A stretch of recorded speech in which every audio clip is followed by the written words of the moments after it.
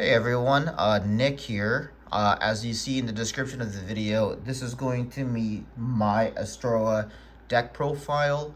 It's my take of the deck list. I've been watching a lot of YouTube videos. I've been reading people's comments on Twitter and on Facebook groups and stuff like that. And the consensus is the deck's pretty weak. Now, I don't agree with that fully because I feel like the ride line itself is amazing, and if you high roll, it's even better. But I get where they're coming from because all of the other mass decks, minus Leonard, I don't think Leonard's that good either. But Zorgus is insane, Dradules is insane. They're not like I would say tier one, maybe tier one, but not. I don't know. I don't want to make a tier talk about that. But out of all the mass cards, this one's probably in the middle, I would say, for sure. But because of the ride line, it's really good. It's probably the biggest, and the art too. I love the art. So the ride line itself, it's gonna be the biggest draw for the deck. Why I like to play it. It's very interesting, and it feels pretty strong. Now. Again, I've been testing this deck for like a whole month, and I've been taking a bunch of L's. So I get where people are coming from again because I've been playing it for a while this month, and this is like the latest list that I build, and the reason I just want to release the deck list, making a video out of it, is just because set 12 announced that there's going to be a couple of cards for the deck. So now the deck list is going to be different again. So I guess it doesn't really matter anymore because also I don't know if anyone was going to be taking this to BCS. Maybe you could take it to a shop challenge and maybe it's insane, but I don't know about that. But if you are playing this deck, I want you to tell me for sure if there's any changes I can do or any success stories. Put that in the comment section. I'll definitely be checking those out.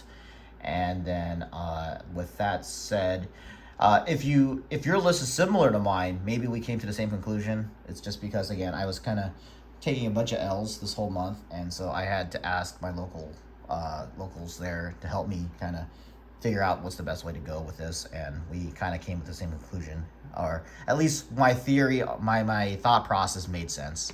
So anyway, let's go to the deck profile. For the ride line, you got your standard 0. You can use any 0 if you want, but I'm just using this one just because art's great, and then it fits with the ride line anyway.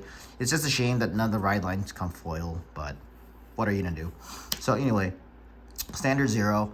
I saw some people use a crit trigger as their starting Vanguard. You can try that. It gives you an extra 0, so that's kind of cool. But you know what? Nah, I don't really care for that. Yeah, I'm not starting. I'm not gonna remove a trigger out just so I can get one extra crit in the soul. Next we have Schwartz Sprada, I think that's how you pronounce it. But she's really cool. Very Shadow Paladin looking unit. But anyway, pretty much when the grade 2 rides on top, you soul charge 2. If you soul charge a crit, then you can draw a card. So pretty good. The soul charging 2 is already pretty wild because there's another card that requires soul blasting. Again, the grade 3 requires soul blasting, plus the mask version requires soul blasting, so that's important. But there's also another card in the deck that's soul blast. So if you're not soul charging the crits, that's okay. Not a big deal. It is nice though if you could. Then she has a rear guard skill, which is pretty wild for a ride line to have nowadays.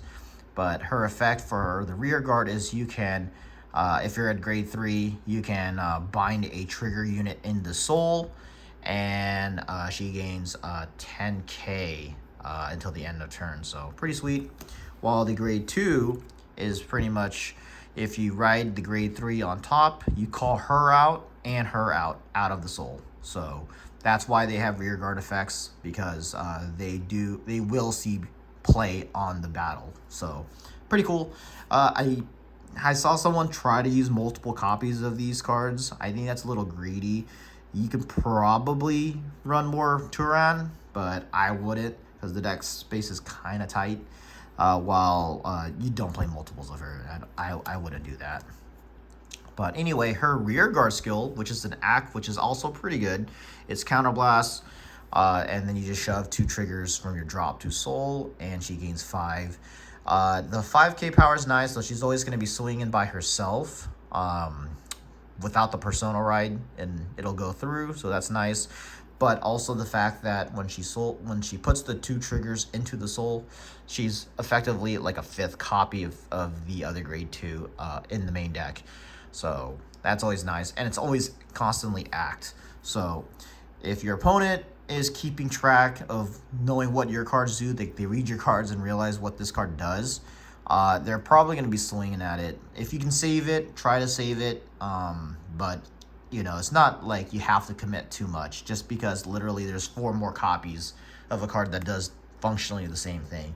So if you can save it, great. If not, then no big deal. And then finally, the grade 3. This is the Astroea Unica. Now, you're not going to be like on this card for too long. It's just mainly on your first turn 3. If you go first, then you're able to have a chance to use all her effects. Pretty much, if you Soul Blast 3 cards when she swings, then based on how many crits are in the bind zone, she gets those effects. So if you have 1 in the bind zone, she kills a card. 2, she gains a crit. 3, she gains a triple drive. So really, really good. If you go first and you can get all 3, then that's a pretty good high roll. Now, if you don't have all 3, that's okay. I mean, it's too bad. It is what it is. But why this deck is really cool if you can't do the full effect for her is because this card. This is the reason why this deck, literally the deck profile, deck name, but it's Biko Mask. Pretty much what makes her really good, play 4 copies, is that you don't really need to count how many crit triggers are in your bind zone to get all of the effects. So pretty much they both have very similar skills. She'll have triple drive, but you do have to banish or exclude a copy of the original, and she'll gain the triple drive and she'll kill a card when you do that effect. And then when she attacks, based on how many cards in the triggers in the bind zone, she'll get power, and she can stand a unit, and that unit gains power. So pretty much you're trading off her with her base crit. She gains a crit. This does not gain a crit. So, but it does do 4 attacks now. And again, if you go first and you don't have all of the triggers in the bind or soul or whatever, just mask up, and you'll still pretty much have a solid turn 3. It won't feel like you lose a lot of tempo at all. It's really good. Also the fact that the deck doesn't really draw a lot, so your triple drive is pretty crucial. You need to be able to triple drive for the most part at all times, unless you're about to deck out. Decking out is a real thing. You do not want to deck out. And then for the other grade 3s, I have 3 more copies of Astroea Unica. There's a couple of cool plays which I'll probably show you at the end of the video. So make sure you check it out if you want to know more. But pretty much you need to be excluding these so you can get your triple drive. Typically you don't do, maybe it happens, you can exclude 3 in one game. But that means that you guys are both not playing very optimally. Something's going on. You guys are both either grinding each other, sacking each other, or something. Usually you go through 2 for sure, but 3 is pretty high. You also technically have 4th because of your ride from your original ride, so pretty good. So you gotta max those out. And then finally for the grade 3s, I have 3 Mask of Hydrogum. Now the reason I play 3 versus 2 is because in the grade 2 lineup, I am actually using none of the searchers for this card. In the end of the day, you are gonna either have to hard draw this or soul charge it blindly and then soul blast it out. It's going to be the only way. And I feel like that's probably the most efficient way, because the grade 2 card, I just don't see a lot of value in it. I mean, it's a body on the board, but I feel like there's other better grade 2s, which is why I cut it out. So I'd rather just draw it or soul blast it out, because it is definitely doable. There's a lot of grade 1 cards in the deck that soul charges and soul blasting, and getting cards from your deck to soul. So your chances of seeing it is pretty good. Plus, if you just mulligan, usually you want to mulligan for this and the grade 3. Usually, if you see this in your hand from the mulligan, you keep it. That's what you want.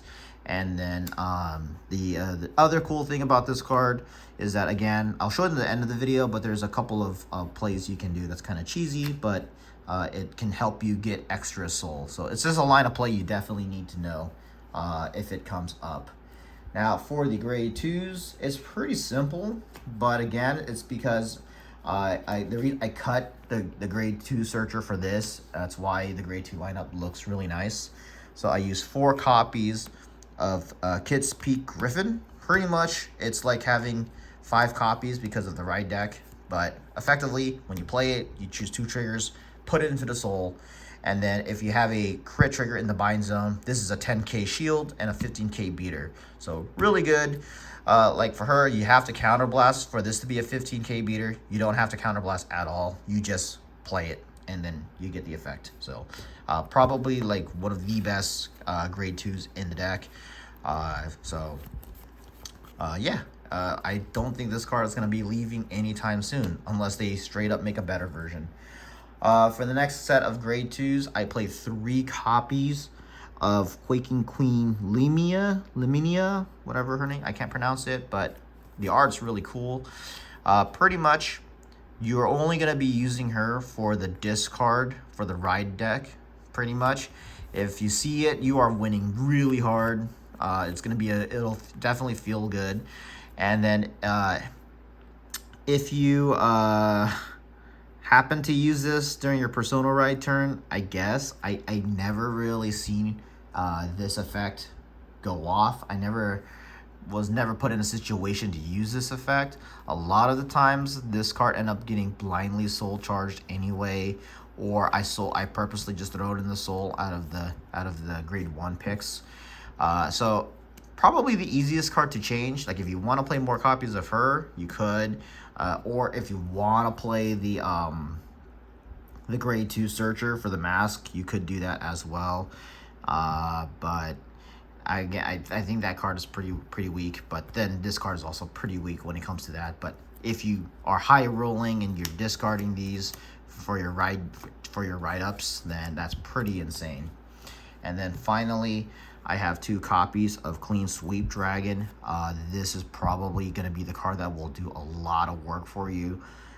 Pretty good. If you Persona ride, it's an act skill too, so you don't have to like activate it right away. You could kind of set up your board too, just for the fact that the way this card works is if you Persona ride, you can pay the cost, which is CB1, choose up to the total of 3 units from you or your opponent's rear guards, and then they get shoved into the soul. So you can shove your own cards or your opponent's cards.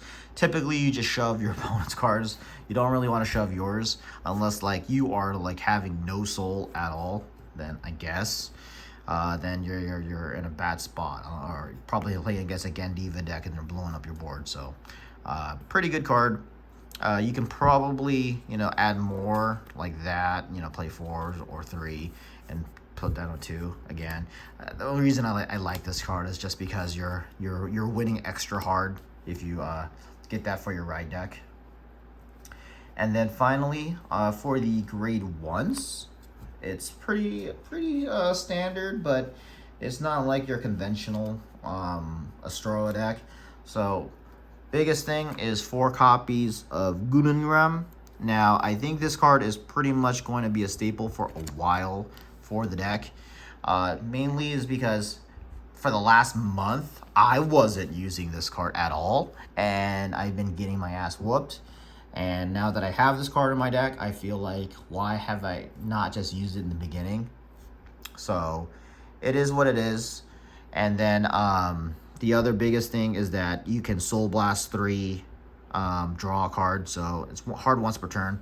Or not, but it's a once per turn per card. So like if you have 3 on the board and you have like that amount of soul, which is insane, then great. If not, it's gonna be, this is the card that's gonna allow you to Soul Blast out your mask if you happen to soul charge it. So this is the card that's crucial. And then I also have 3 copies of Ling. This is the trial deck card from the Dragul deck. pretty much is you look at the top two, put one into Soul, one to the bottom. I think that this card is way better than Twin Peak right now. That's my personal opinion. Twin Peak is the grade 1 that a lot of deck lists are using. I'm not using it. And I'm also not using like the Unicorn card. The Unicorn card is, you know, you can put a trigger from your drop or hand into Soul. If it's from hand, then you draw. While Twin Peak lets you kind of scry. It lets you look at the top card of your deck, leave it on top, or put it into the Soul. If you happen to Soul Blast 3 with your Vanguard effect. So I feel like with this, you just do the effect now, no questions asked. It does very similar effect for Twin Peak, where you get a card in the Soul regardless. And that's the reason why people like Twin Peak, is you put it in the Soul. If you leave the card on top of your deck, that's neat. You're just telegraphing to your opponent, though, that you definitely have a trigger up there. So I don't think it's that great on that part. I mean, it's cool that you can, you know, figure out, you know, if you have a trigger on top or not, but I don't think it's a big deal. And then 4 PGs, of which one is the Sanctitude. Very important card for the Jets. And then trigger lineups, I'm using 4 vanilla heals because I think 15k, this doesn't say it, but 15k shields I think is just a little bit better. Maybe if the meta shift changes too much, then you could use the effect triggers. Effect heals, then just 8 crits.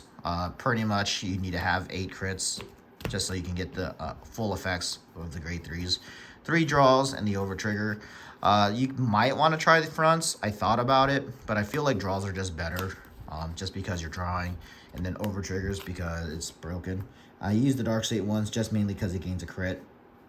So real quick, pretty much a little cheesy play you can do with the deck. Which I have done once, so that was kind of cool, is that when you ride this, and let's say you don't have enough Soul, you know, or you ride this originally, and you mask up, and then you Soul Blast all these out, and you know for a fact you're not going to have enough Soul, then what you can do is if you ride back to the old one, and if you Soul Blasted the mask out, then you can just do the mask again. Just shove that in Soul and then Persona with the mask effect. It's just mainly because the mask itself just says that you can't have a Vanguard grade 3 without the mask. Just as long as your Vanguard doesn't have the name mask in it, you can do this again in the drop. And then you can't double Persona ride, but it's still Persona riding if you haven't done it yet. So you can still ride, and not do the Persona, but then you Persona ride anyway with the mask. So that way you can have pretty much 3 cards again in the Soul. So there you go. And it does come up a few times, so that's why I thought this deck definitely has a lot of dimension. It's not like straightforward, you know, just turn your card sideways. But anywho, let me know what you think on the deck profile. Again, I just want to release it out there just because the deck list is going to change again once set 12 comes out. But I kind of want to see what people's opinions are. Because again, I've been watching a lot of YouTube videos on this list. So anywho, thanks for watching, and I will talk to you soon. Bye.